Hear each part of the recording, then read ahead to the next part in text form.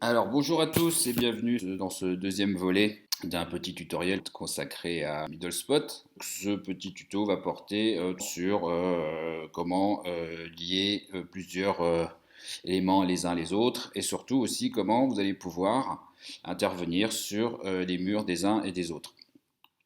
Voilà, donc voici un mur que j'ai créé déjà il y a un moment, sur lequel sont venus intervenir déjà d'autres contributeurs, en l'occurrence Philippe et Fred. J'ai ici donc mes différents desktops qui correspondent à mes différents murs. Alors tout d'abord, comment créer un desktop? C'est très simple, il suffit de venir ici, créer New Desktop. Voilà, je clique dessus et vous allez choisir tout simplement un blank, c'est-à-dire un document vierge.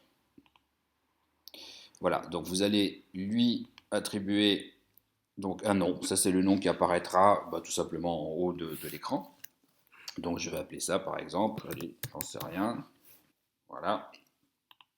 Et ici, donc chose importante évidemment, donc c'est donc automatiquement en principe il récupère le nom que vous avez ici, mais voilà, évitez de l'appeler mon MiddleSpot ou mon projet, personnalisez-le. Et chose importante aussi, donc bien choisir l'option publique pour que tout le monde puisse y accéder. Donc je valide ici Start Desktop. Très bien. Et vous voyez ici donc un MiddleSpot nous indique un certain nombre de petites astuces qu'on peut évidemment masquer ici. Et voilà, donc vous voyez que maintenant je me retrouve avec plusieurs murs. Donc à tout moment, vous avez la possibilité donc de passer de l'un à l'autre. Donc vous voyez, si je retourne ici sur Dan, j'accède au contenu de ce mur, le mur Anouk que j'ai créé rapidement l'autre jour. Pour passer d'un mur à l'autre, tout simplement, il va falloir créer un lien. Pour cela, donc on va passer ici en mode édition. Je vais choisir l'outil texte. Ceci est mon deuxième lien et mon lien, par exemple. Dans le cadre donc d'un lien hypertexte, nous allons utiliser l'outil texte. Allez, je vais passer encore 30. Et ici, vous voyez, dans les outils, nous avons cette petite chaînette qui va me permettre donc de rajouter un lien. Voilà, vous voyez. Et donc, s'il faut, c'est donc copier ici l'adresse du lien. Voilà, je vais retourner sur mon desktop Anouk. Voilà. Donc, je repasse en mode édition, le texte, lien, je vais coller mon lien. Alors ici, il y a une petite option qui est intéressante, c'est si on veut que lorsqu'on clique sur le lien, il ouvre dans un nouveau signet. Voilà, donc sinon, on restera sur la même page. Donc je vais rester sur la même page. Voilà, et on va donc valider ce lien, voilà, qui apparaît maintenant ici, vous voyez, en couleur rose. Très bien, donc pour pouvoir le tester, il suffit donc de quitter le mode édition, ou ici. Et voilà, donc la modification que j'ai apportée est maintenant en ligne. Je vais cliquer ici pour accéder à mon deuxième lien. Et voilà, vous voyez qu'on arrive sur cette page. Alors, même chose, si je veux maintenant pouvoir aller sur la page de Anouk. Pareil, sur la page de destination, voir, voilà, encore 30, et donc le lien. Alors, vous voyez, le lien, je le connais, puisque c'est tout simplement Anouk. Voilà, insérer, add, et voilà. Donc j'ai ici mon lien. Je quitte le mode édition, et maintenant, donc, je vais pouvoir passer d'un mur à l'autre. Voilà, donc ça c'est une option. L'autre solution, c'est Weblinks. Et ici, donc, on va rentrer le lien de la page vers laquelle je veux aller. Donc, vous voyez, je vais valider ce choix. Voilà, et en fait, ce que va nous faire MiddleSpot, c'est qu'il va nous faire en fait une espèce de petite capture d'écran de la page de destination.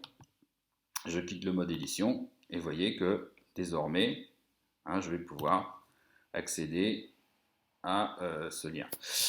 Voilà, donc ce qu'il fait d'office, c'est qu'il nous ouvre un deuxième signet. Alors, nous allons voir maintenant quelques options qui vont nous permettre donc d'agrémenter nos pages. Alors, je vais venir chercher ici mon mur, j'en sais rien. Donc, première chose, tout simplement, ça va être comment gérer un petit peu l'arrière-plan de notre middle spot. On voit qu'ici, donc, il y a une option qui consiste à changer le background. Voilà, tout simplement, on va pouvoir passer d'une couleur à l'autre. Mais on a également des motifs qui sont proposés. Voilà, donc ça c'est selon les goûts des uns et des autres. Alors moi j'en avais choisi un qui était voilà, qui est tout fait ici, qui représente un plan. Voilà. Donc je vais sauvegarder et automatiquement donc il va rajouter ça à ma page. Alors si on veut, donc vous voyez que ça nous permet donc d'avoir un peu une idée de l'échelle de notre mur. Si on veut maintenant personnaliser soi-même ce fond d'écran, eh bien c'est pas possible. Ou alors peut-être en insérant un code particulier. Je vais tout simplement gruger, venir chercher une image que je vais agrandir. Et ben voilà, magnifique. Allez, je valide cette image, je vais l'ajouter. Voilà, donc il s'agit d'un GIF animé, normalement. Non, il ne s'agit pas d'un GIF animé. Donc cette image, vous voyez que j'ai la possibilité de l'agrandir. Vous voyez, au fur et à mesure, je m'éloigne. Alors ce qui est difficile, évidemment, c'est de venir saisir cette petite flèche ici qui nous permet d'agrandir. J'actualise ma page. Voilà, on voit que je me retrouve avec cette image qui est presque en plein écran. Voilà, donc je vais retourner en mode édition et je vais venir chercher un deuxième élément. Et là, ça va être un élément graphique du type PNG. Donc je vous rappelle que le format PNG qu'on peut générer dans Photoshop va nous permettre donc d'avoir des images qui ont été détourées. Voilà, donc vous voyez que là, mon image est assez petite. Mais on voit que elle s'intègre, elle s'incruste parfaitement donc à mon image. Alors, chose importante aussi, donc vous voyez dès qu'on est quand on est en mode édition, c'est qu'on a la possibilité de jouer sur les plans. Donc vous voyez que ici ma tête, elle est en premier plan. Et quand je clique dessus, vous voyez sur la droite, j'ai différents outils. Donc ils vont permettre de passer soit devant, soit derrière. D'accord? Donc ça c'est important évidemment dans ce cas de figure. Donc voici mon magnifique mur. Ce qui est intéressant aussi avec MiddleSpot, c'est que, comme je le disais, on a la possibilité donc de créer des murs collaboratifs, c'est-à-dire d'inviter d'autres personnes à venir compléter ou modifier votre mur. Donc pour cela, alors vous voyez que comme ce site est en accès public, je peux y accéder, je peux me déplacer sans avoir à me loguer ici. Par contre, voilà, dès que je vais vouloir devenir en fait un membre collaborateur, je vais devoir me loguer. Donc pour devenir membre collaborateur, c'est de cliquer ici sur Follow this desktop. Alors évidemment, vous voyez ici, il me demande de me loguer. Alors, une fois que la page a été likée, ici en l'occurrence la page d'Anne, j'ai ici un petit bouton voilà, qui correspond aux followers et qui va me permettre donc de gérer principalement quand même les contributeurs. Alors pour ça, il faut d'abord, évidemment, écoutez, là j'ai une paire de followers. Donc pour que ces followers deviennent contributeurs sur ma page d'Anne, tout simplement, il suffit de venir cliquer sur contributeur pour qu'il se rajoute à la liste des contributeurs. Donc la personne en question peut désormais venir modifier ma page. Ça, c'est tous les éléments qui constituent ma page. Et je vais pouvoir définir un ordre en fait, de passage de l'un à l'autre en déplaçant. Ah oui, il faut que je me mette en mode édition, pardon. Voilà, je vais pouvoir définir l'ordre de ces éléments en les déplaçant ici dans ma liste d'éléments.